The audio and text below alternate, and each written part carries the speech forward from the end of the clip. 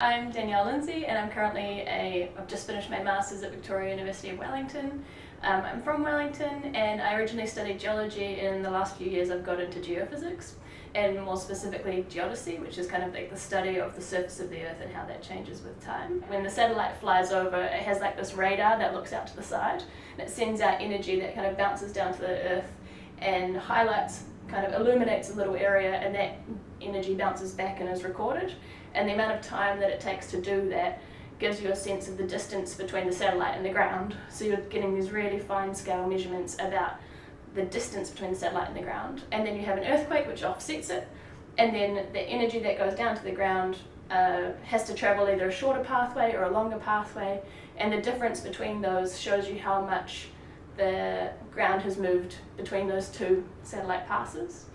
In about 7 weeks' time, I'm moving over to California and I'm going to go study geophysics at UC Berkeley, which is really exciting. So I'm going to go carry on my interest is looking at how kind of big earthquakes and these slow slip areas start to interact, and how we can understand about how a big earthquake might propagate or when it might happen based on these kind of like temporally variable slow slip events.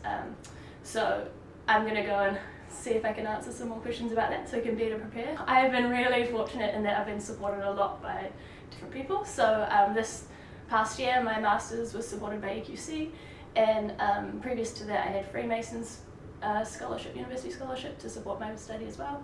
And going forward, so I've just received a Fulbright scholarship, and that's really made the whole thing possible.